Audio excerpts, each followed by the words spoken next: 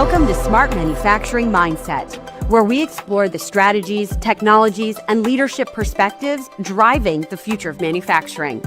This season, we're diving deep into the gritty details of what must be true for smart manufacturing success, covering key topics like organizational design, the role of technology partners, developing trust, change management, modern architectures, and skill development. Smart manufacturing is a journey, a team sport, and success requires every stakeholder working together to drive real transformation. This is Smart Manufacturing Mindset. Let's dive in. Welcome back to episode 3 of season 2 of the Smart Manufacturing Mindset podcast. I'm Jeff Winter, advisor to CESMII, and your host of this season's deep dive into what it really takes to thrive in today's manufacturing landscape. And if you joined us for episodes 1 and 2, you already heard directly from people that are leading transformation within manufacturing operations. But today, we're going to flip the viewpoint, because this episode is all about the solution providers. These are the companies that are building the products, the tools, the platforms, and ecosystems, and everything that makes smart manufacturing possible. And in this episode, you're going to hear from 8 different thought leaders, not 3 like the previous episodes, which means more but shorter clips. Now, to help you follow along, we've grouped all of these people into 3 distinct categories. So first, we have our born in Industry 4.0 companies. So these are basically the companies that were created in this modern digital era, which means their whole existence is basically solving new problems that emerged either as part of or after Industry 3.0. And in this group, we have Colby Clegg, who is the CEO of Inductive Automation, and Colby actually helped develop Ignition and leads one of the earliest disruptors in industrial software. We also have John Harrington, who is the co-founder and chief product officer at Hibyte, and he's known as an industrial software veteran and former Kepware leader and pioneer of industrial data ops. And last, we have Doug Lawson, who is the CEO of ThinkIQ. And Doug actually leads the company that created the first CESMII smart manufacturing interoperability platform. The next category is your automation and information conglomerates. You can think of these as the automation and controls powerhouses that help shape the last era of industrial innovation and are now transforming themselves to lead Industry 4.0. These are companies that have been around well over 50 years, some over 100 years, and have had to redefine themselves many times along the way. In this category, we have Del Costy, who is president of Siemens Digital Industries for the Americas. Del leads both software and the automation portfolio with over 3,000 employees and is on the boards of SAE Industrial Technologies Consortia and LIFT, which is one of the other Manufacturing USA institutes. Then we also have Cyril, Perducat, who is the Chief Technology Officer at Rockwell Automation, where he's responsible for Rockwell's platform architecture, AI strategy, security, and user experience. He leads the global transformation towards software-defined automation across the entire Rockwell portfolio. And last in this group, we have Marino, who is the Senior Vice President of Industrial Automation at Schneider Electric North America. 30-year veteran of industrial automation and a founding board member of universalautomation.org. And he leads Schneider's shift towards open software-defined control with a focus on standards and scale and multi-vendor interoperability. And the last category we have are the Hyperscalers entering OT. These are the cloud-born giants bringing totally new technologies, scale, and agility into the world of manufacturing operations.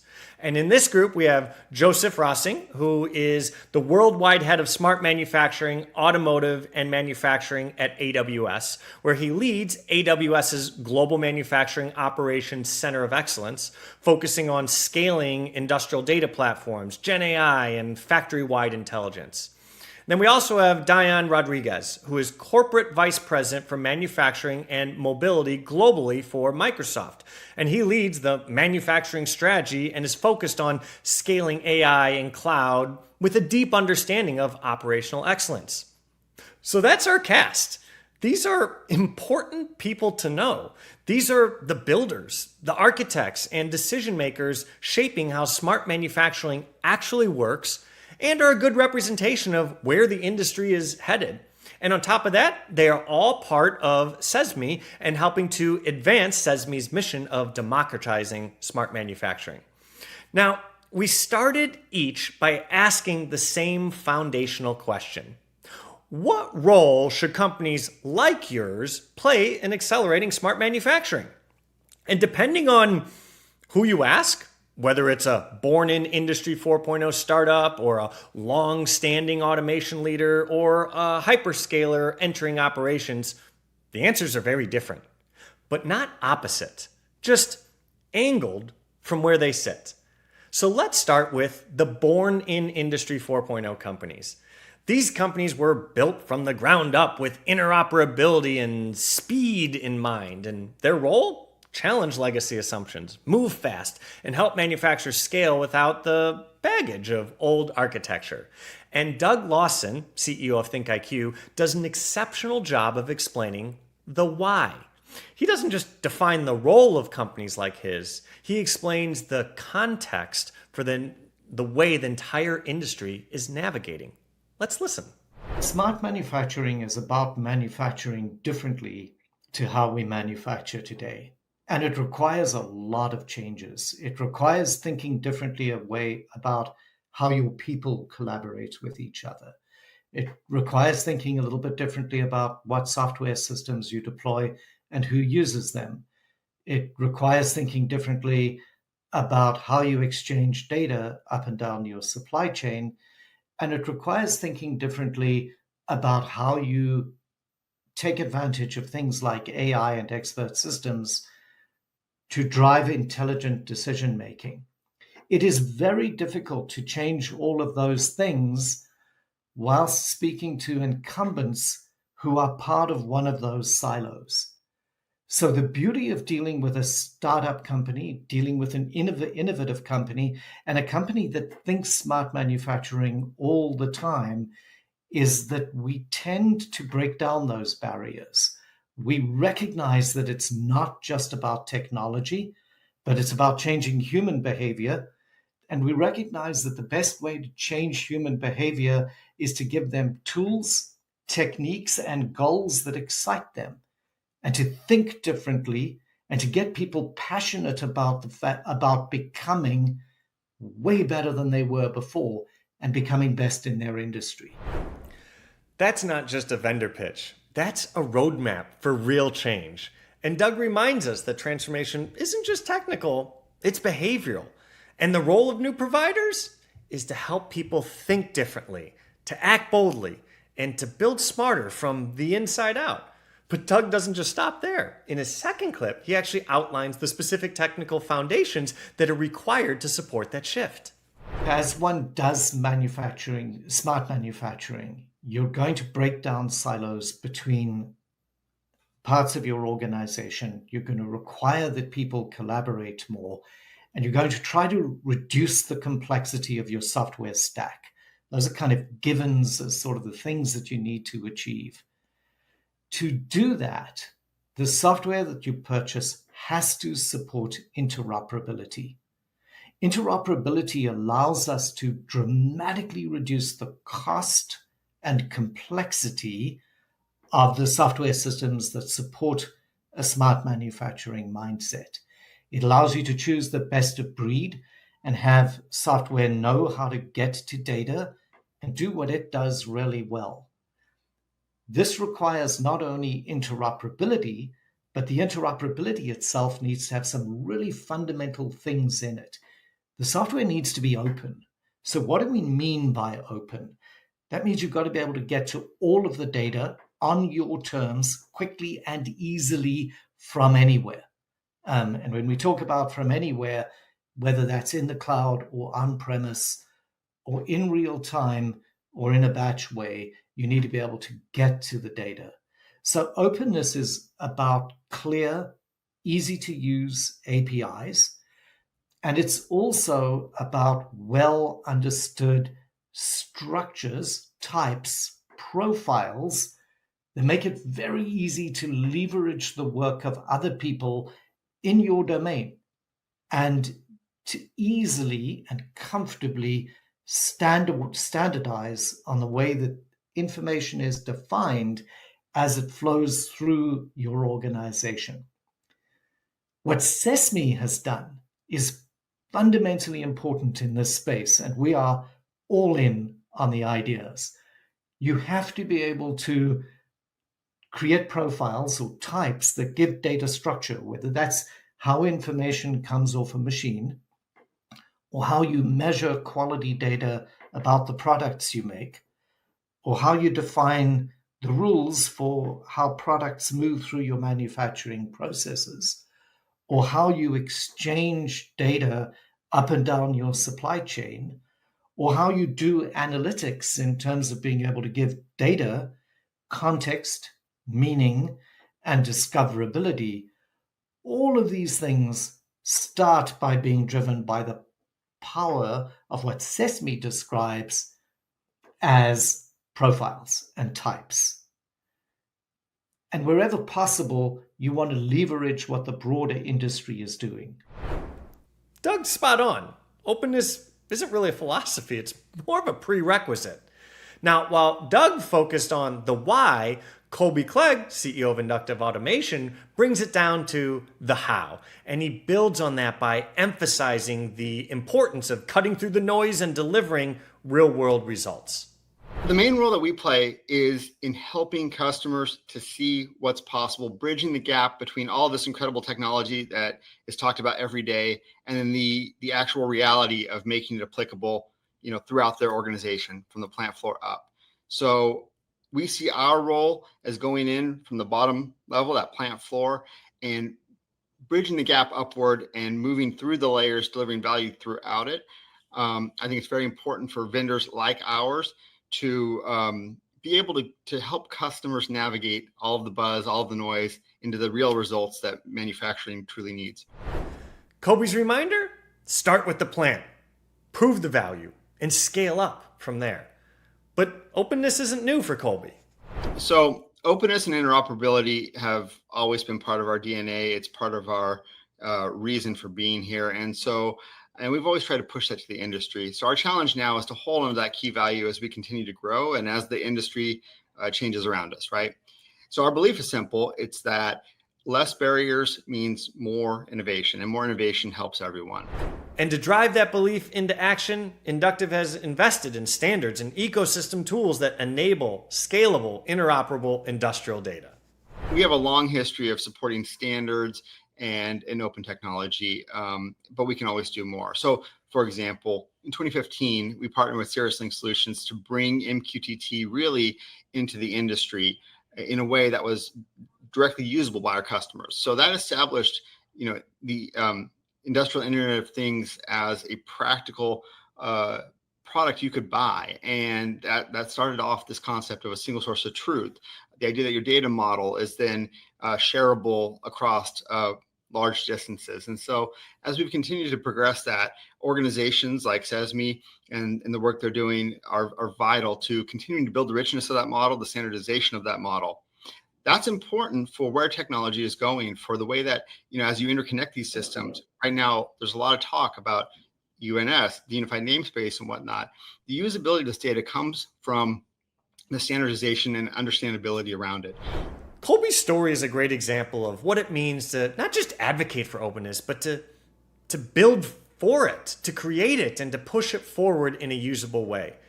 And finally, we turn to John Harrington, co-founder of HiByte, and his company was created to bridge a more specific gap, the disconnect between OT and IT data structures. And that's where his view of the Industry 4.0 company's role really shines. The role of the newer 4.0 companies is really to bring innovation to the market and to bring new technologies to the market, but also to bring new ways of collaborating and new ways of thinking to the market. And so, one of the benefits of working with newer companies is that they don't have the legacy slowing them down, and they can really take a new look at how do we get technology to work together? How do we get data to work together? How do we drive very clear business value to the customer base without having the legacy architectures and kind of slowing them down? That distinction, not just innovation, but collaboration, is really what makes these companies different. They don't just sell technology, they reshape how teams work. And John also highlights something critical. Data without context is just a lot of noise. We were born in an environment where manufacturers were looking to leverage their OT data across both OT and IT efficiently, and now also leverage their IT data back into OT. So we came at it and looked at that problem and recognized that in the OT world, data is very much about tags and individual data points. And people will talk about the millions of data points they have in a factory. In the IT world, data is very much about objects and data structures. And so being able to merge those two concepts together and developing technology that enables you to bring those two together to deliver to the different systems, as well as add standards, because companies are looking to deploy systems not only across a single set of assets or across their lines, but across their enterprise. And in order to do that at scale, you must provide standards, and you must standardize that data and add context to that data. So we've been really working on educating the market. We've been working on developing technology that allows people to do that quickly and efficiently. Lately, we've been adding AI into our system to be able to allow companies to scale that standardization. And then, of course, we work with organizations like CESMII to identify the standards that companies should work with to help them build those standards, and then to make it very easy for our customer base to utilize those standards so that they can leverage data. I think it does all come back to, data is a key commodity. And in today's world, it needs to be open and it needs to be accessible. So what role do born in Industry 4.0 companies play? Well, they simplify, they accelerate, and now, while they're ultimately mostly software vendors, I would argue they also are mindset shifters. They don't just help you modernize your system, they help you unlearn your old constraints. But these born in Industry 4.0 companies were created in a world where openness and interoperability weren't goals, they were assumptions. These companies were architected from day one to be modular and scalable and collaborative. But that hasn't always been the norm in manufacturing. For the next group, the automation leaders who define the last industrial era, the story's different. These three companies have been around for each over 100 years, Schneider close to 200 years, and they have a huge install base. They built systems that run some of the best performing factories in the world, and they've earned the trust of manufacturers who don't want to mess around with downtime. But the systems that were built decades ago were designed for a different era, with different constraints, with different technologies, and a different understanding of what best looked like. Today, the challenge has changed. Manufacturers are demanding openness and interoperability. So the question for them becomes, how do you, as one of these big leaders, transform to drive to this new norm? So let's start with Andre Marino, Senior Vice President of Industrial Automation at Schneider. And in his first clip, he talks about how Schneider is showing leadership, not just through vision, but by investing in standards, collaboration, and transformation within their own factories. First, we believe that we need to contribute with the organizations that are putting that agenda forward, like CESMII, right? Like Universal Automation, that we are founding member, and World Economic Forum and others. So we participate on those forums to help the customers to develop their manufacturing, and also to share ideas and to learn from others on that arena. Also, I think we set the stage and we lead when we use the technology in our own facilities. It's good to remind that Schneider operates more than 200 factories around the globe and more than 22 in the US alone, right? So we use the technology in our own factories, and I can use an example of our factory in Lexington, Kentucky, where we got an old factory, more than 50 years old, and we apply all the technology to become a smart factory, and today recognized as a lighthouse factory from World Economic Forum. That's leadership with evidence. And so you're aware, as of August 2025, Schneider has earned 10 World Economic Forum Lighthouse recognitions, 7 in manufacturing, and 3 for sustainability, including the Kentucky site that Andre just mentioned. And with over 200 factories globally, they're not just influencing the industry, they're transforming their entire own company. And he didn't stop there. We are taking the lead here because we are not only believe on that, but we are disrupting ourselves. And that, for a company like ours, right, it's not coming, without a lot of thinking. So when we decided to move into open and software-defined automation, we are disrupting the closed system and the hardware-centric automation to a world where the customer has the power to choose what's best, and we will help our customers and they will work with us if we really continue to innovate in an open way that they can have Schneider and other vendors contributing to their journey, right? And this is a strong commitment on how we spend our money in innovation that is basically 100% going towards this open and software-defined world. That line, "we're disrupting ourselves," says a lot. When a company that's been around for about 190 years and they choose to rethink their foundation, that's not just about products. It's more about principle. I mean, that's not a marketing pivot. That's like an entire company business model and operating model pivot.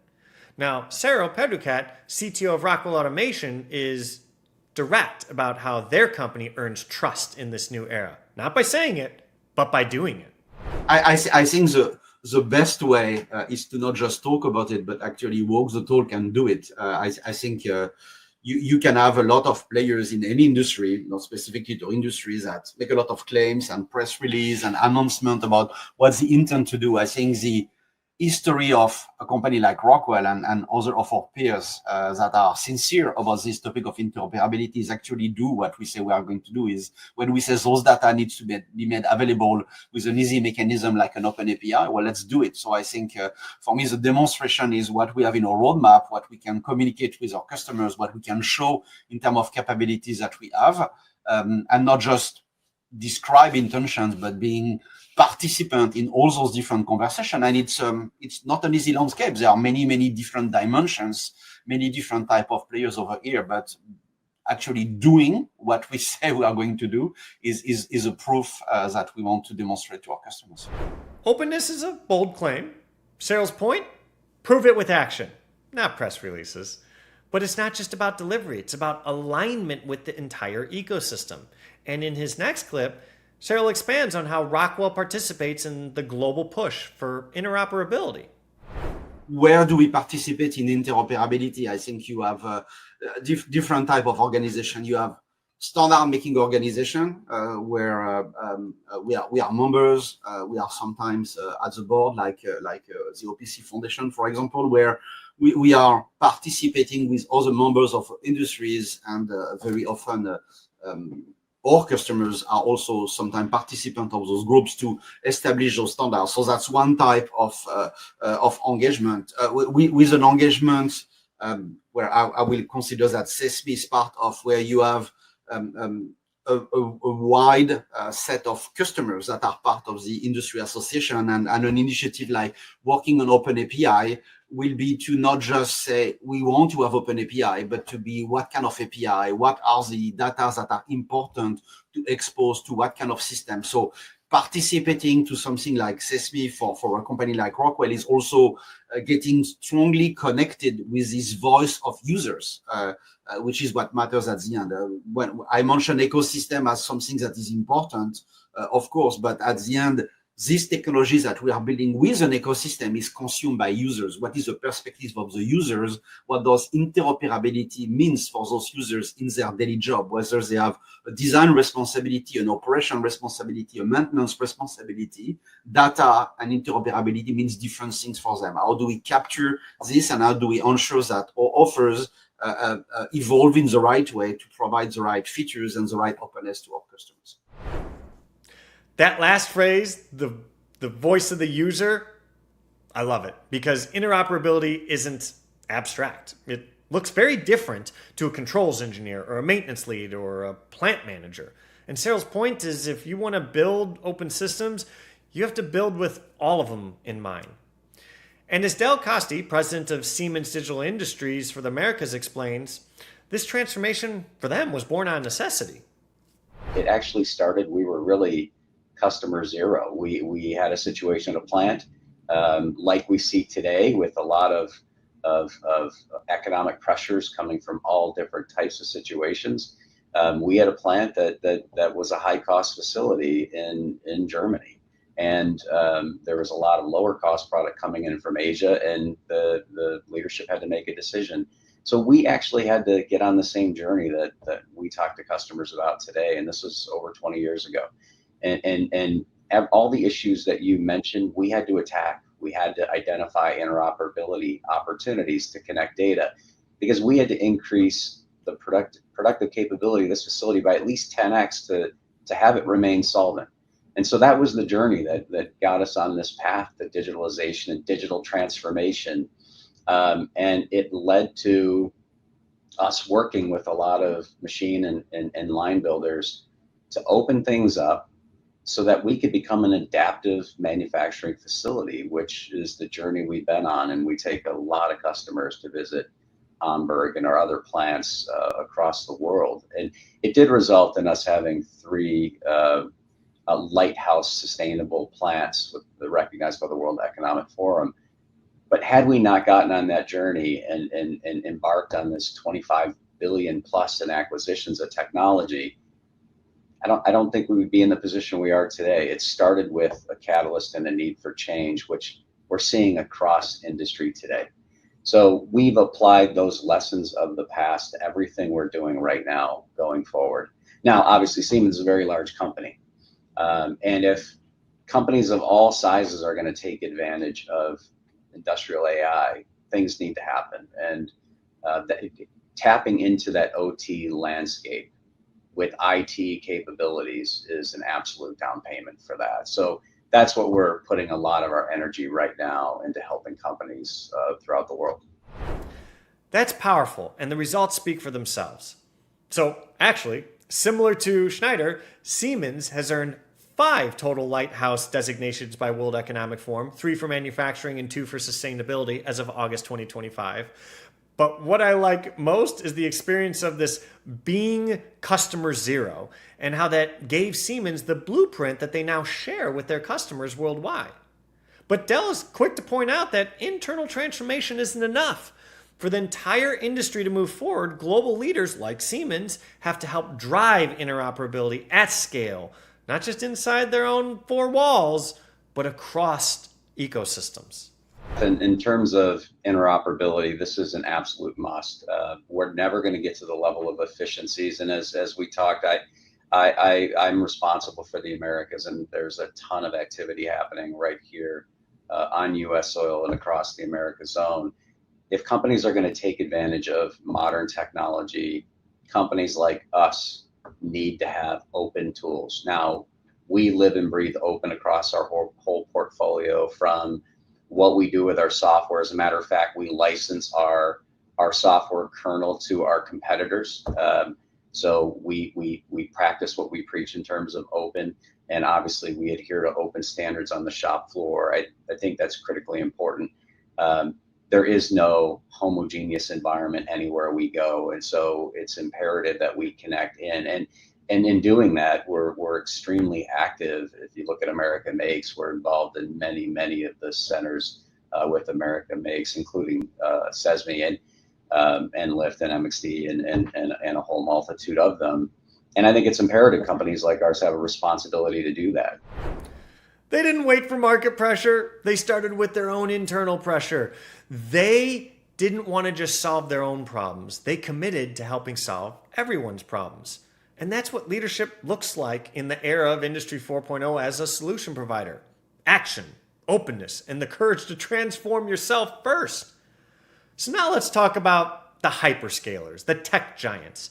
These are the companies that didn't grow up in industrial automation. They weren't built for the factory floor. They started in IT, in the cloud, focused on enterprise platforms and global digital infrastructure. But somewhere along the way, they looked at manufacturing and said, there's real value here that we can provide and we can help. So now they're entering the world of OT, bringing tools, flexibility, and compute power, and they're doing it with decades of different culture, different discipline, different structure, different best practices. And so the result is a new kind of partner. So let's start with Joseph Rossing, worldwide head of smart manufacturing at AWS. And he makes it clear that for hyperscalers to be effective in manufacturing, they first need to respect what already exists. One thing in particular hyperscalers should understand about manufacturing culture is some of this transformation that we talk about, be it Industry 4.0 or digital transformation, is not necessarily new to manufacturers.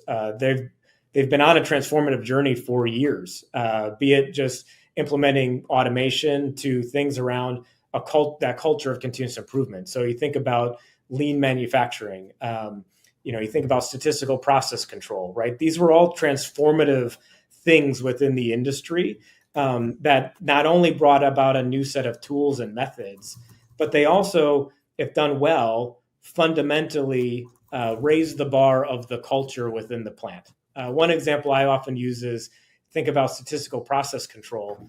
Prior to that, you would have probably rarely seen a control chart posted at a line, right?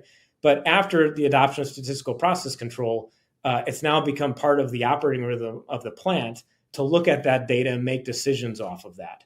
And that's been in place for a lot of manufacturers for years. And so as a hyperscaler enters a manufacturing plant, I think it's really important to understand oftentimes there's already a very strong culture of continuous improvement and culture towards transformation and getting better that we can be leveraging as a way to think about, okay, how can technology help us do that faster at greater results and more sustainably? That's the tone right there. Respect the culture first. The role of a hyperscaler isn't to introduce transformation. It's to amplify what manufacturers have been doing for decades, just better. Diane Rodriguez, who leads manufacturing strategy globally at Microsoft, adds to that. So for him, it's about understanding that the discipline that defines the factory and then making sure that the technology adapts to the culture and not the other way around. When you look at manufacturing, it's an industry that runs highly on discipline, precision, and operational excellence. And it's a culture that has been built over decades, from the operational side all the way to the support and implementation. So because of that, hyperscaler most respect and understand this culture before trying to innovate.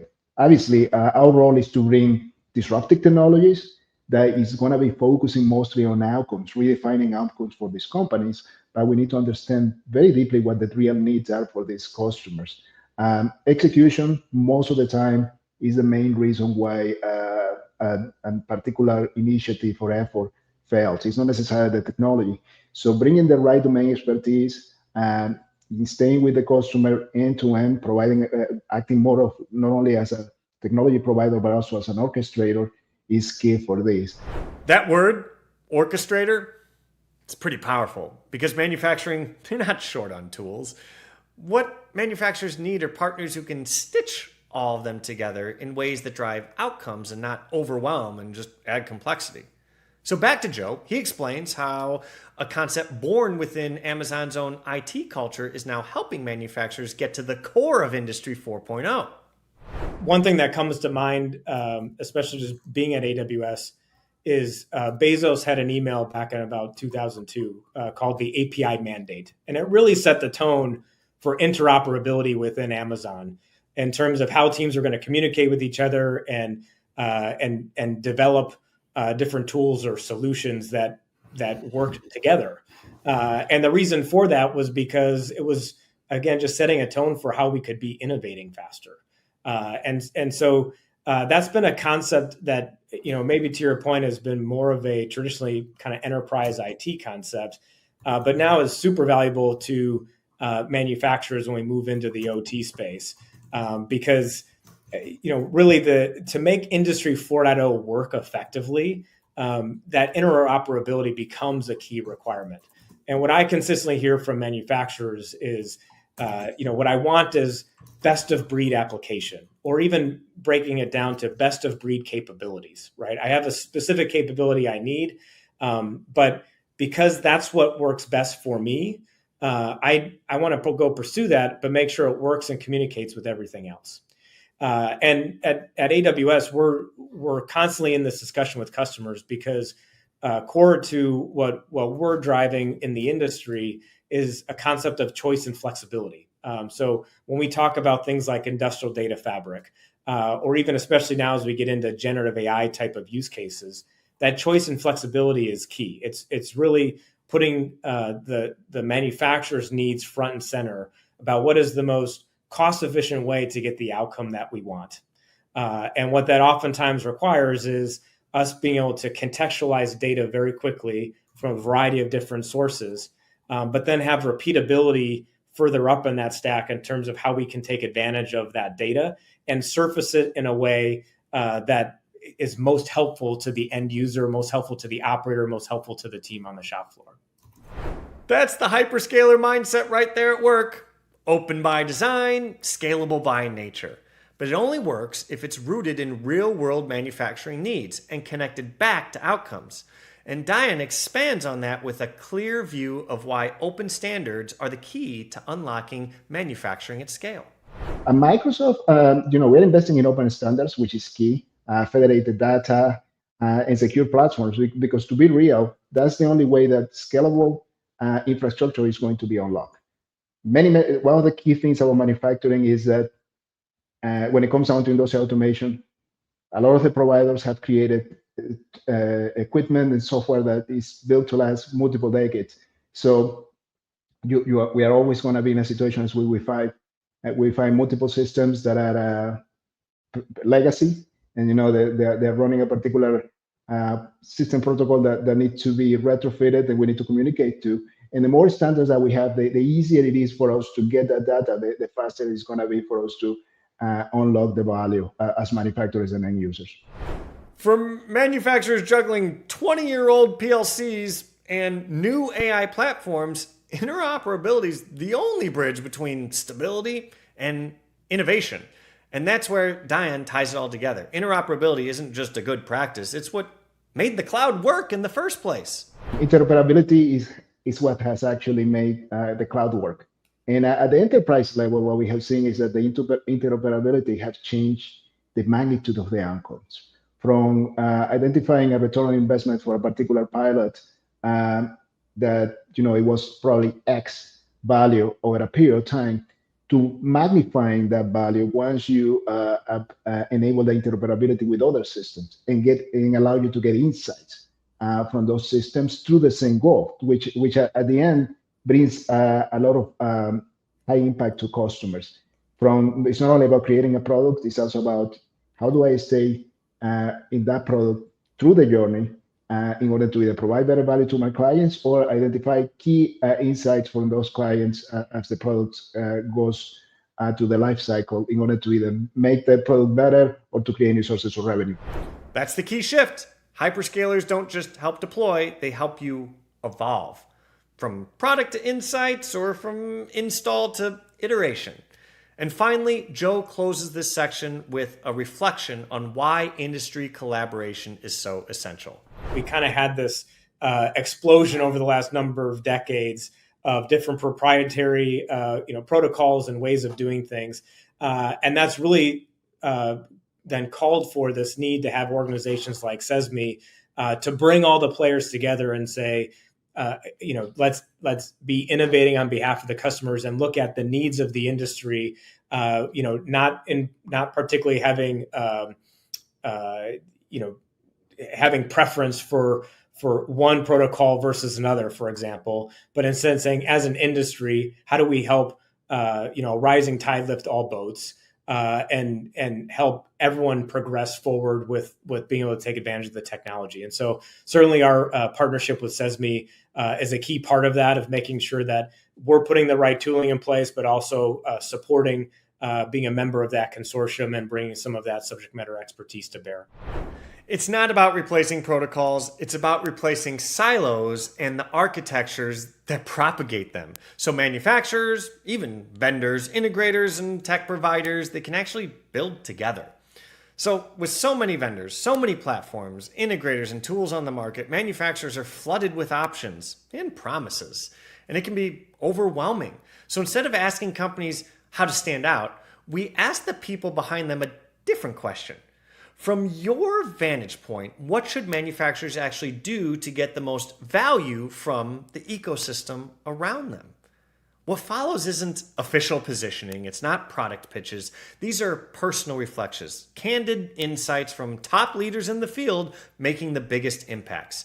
And each of these voices shares a simple idea, that the value manufacturers get from technology has just as much to do with how they engage as much as who they choose. So let's start with Diane's advice. When working with a hyperscaler, though, we like I said, we bring the key disruptors when it comes down to technology. If applied properly, they are very transformational, and they can provide a lot of ROI fast if applied properly. So the key is, number one, do I have the right governance in place? After I have the right governance, do I have the right use cases? Because multiple use cases are going to come up, especially now with AI. So do I have the right classification of the use cases, prioritization, which ones are the 2, 3, 4, 5 use cases that are going to give me the best value when I'm talking about enterprise? Number 3, what are the goals? And are those use cases big enough for me to justify not only the initial investment, but also a scale? Should the pilot be successful? That clarity around governance, prioritization, scale, it really sets the foundation for everything else. But knowing what matters isn't enough. The real challenge is managing complexity once things are in motion. Hear what Joe has to say. What I see a lot of manufacturers running into is just struggling with the complexity of digital transformation, the complexity of, I might have success in one plant, but my other 49 plants look slightly differently. And so now I need to work with different partners or different requirements in each of those plants. And so my advice would be, go to the hyperscalers and say, I need your help in simplifying digital transformation. I look at part of my role at AWS is it's incumbent on me to figure out how I can simplify the implementation of an industrial data fabric, the implementation of machine learning, the implementation of agentic AI for our customers by innovating and putting the right tools in place that make it easy to use and easy to adopt. Simplicity isn't just about clean architecture. It's about making room for new ideas to move quickly, especially when the answers don't come from your roadmap, but from collaboration amongst an ecosystem. Hear what Doug has to say. It's important when working with a small, innovative, agile company that's bringing new technologies to an organization that your teams come with the same intent. If it's going to work effectively to work with a small company, we're going to collaborate with you, brainstorm with you, and innovate and potentially create things that your business didn't know it needed, and potentially create things that we didn't know that your business needed. But collaboration requires structure. It requires a dedicated team, and one that isn't just experimenting, but translating those experiments into something that the organization can really rally behind. Listen to Colby's advice. What's crucial right now with all the technology going on is for every company to adopt a more innovative early adopter mindset. And that's easy to say, can be hard to do. the practical advice I have for a company trying to bridge that gap is to form a concrete team, a small team that's tasked with innovation, right? A team that can be independent, create, play with technology, work on solutions, deliver not just proof of concepts, but I really like the term proof of value, right? But show how the value applies to that company's needs, and then act as an ambassador or a translator between the companies like ours, the more agile and innovative companies, and then perhaps the more conservative companies that they're working in. These teams that are in these companies that are tasked with innovation, they have to then sell that value to their company. So it's not just that they are an R&D group that's just going to be adopted. They have to then take that and sell it to their company. And so we form kind of a partnership between us as the vendor, them as the innovators, and then them selling to their companies. And it's been incredibly successful for our customers. That idea of acting as a translator is especially important when working with any outside partner, because success isn't just about the solution, it's about how you frame the problem. Let's hear John's advice.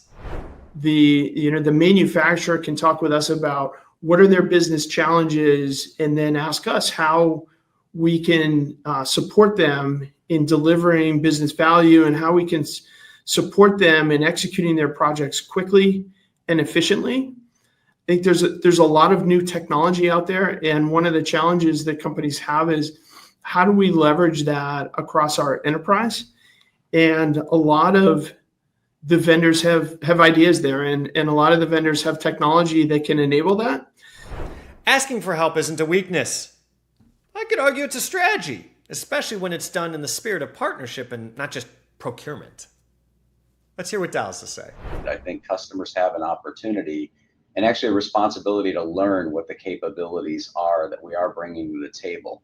We'll come in with our own premise. We have a ton of experience with this, and we're going to be able to share those things. But setting this clear interoperability vision, I think, is imperative for companies to do when you engage with a company like ours. Treat the OT vendors, and in our case, we're OT and IT, but treat us as a partner, kind of an information exchange opportunity. Obviously, you have to insist on the open standards, but when you look at pilot in a modular way, and also recognize what your internal capabilities are and come forward with those. We do need to understand that, because we don't want to come to you with a complex solution if you're not ready to receive that. We have capabilities that would allow you to build as you go. So I think there's definitely a path forward for everybody. Well said. Start with honesty, stay flexible, and plan for a journey. Let's not think of this as a transaction. On to Andre's advice. When engaging with a company like ours, is to be transparent and have a good conversation about the problem you're trying to solve for. In defining properly makes easier for you to interact with us, and we can also provide the best solution and the best technology. So by being transparent, you help not only the vendor, but also yourself to achieve good results. And I think that's probably the very important thing that this relationship will require, is to understand that this is a journey, and we need to be transparent and, walk together until we find the solutions. And the solution that we have for today probably will be different than solution that's going to be applied in 10 years from now. So selecting a vendor that will be there and has this open mindset will be super important to future-proof your investments, and then you have a successful journey.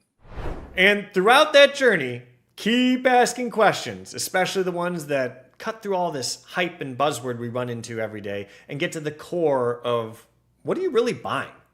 And last but not least, Cyril's advice. My advice to customers is that when people speak about software defined, look at precisely what it means. It's not just virtualizing the PLC. This is not new. This has happened for many years, but look at the full life cycle of capabilities. Like, is the engineering environment really a software AI first type of environment? Copilots, support in engineering, is the experience associated to the hardware, discovery, commissioning, setting parameters? Is it a software first experience? And same on maintenance. I think looking at companies that understand that hardware and software amplify each other. Every voice here came from a different perspective, but together they form a common message. The best technology will not save a misaligned team. Clarity matters, mindset matters, and the way you approach your partners, how you frame your goals, you structure your pilots, and you build trust together is often a big differentiator between good intentions and driving real results. So before asking what a provider can do for you, you should ask yourself, what are you ready to really do with them? Because collectively, these 8 leaders, I'm going to admit, they're redefining what smart manufacturing means. And more importantly, what's possible out there. You heard their stories, you heard their lessons learned, and their unapologetically different viewpoints of what their role should be. But underneath those differences was kind of a shared clarity. Transformation isn't about just picking one company or even one type of company over another. It's about knowing how to leverage all of them. The startups bring the speed and the flexibility and the fresh thinking. The industrial veterans offer stability, scale, and proof that change is possible from within. And the hyperscalers, they bring power and tools and global reach. And if you know how to align them, you're going to accomplish a lot. Now, as you probably noticed, openness and interoperability were the thread that kind of weaved through the entire episode, mentioned again and again. Not as just ideas, but as necessities. It's the foundation for collaboration, innovation, and sustainable progress. And while you only heard clips, I can tell you from the full interviews, these leaders believe every word that they shared. They're not just building products, they're building a future, and they're passionate and they're committed and they genuinely want to help manufacturers like you succeed. So if you take one thing away from this episode, let it be this. You don't need to choose sides, you need to build bridges, because the real opportunity isn't in a single solution. It's how you connect them all. Thanks for joining us here today, and see you next time on the Smart Manufacturing Mindset Podcast.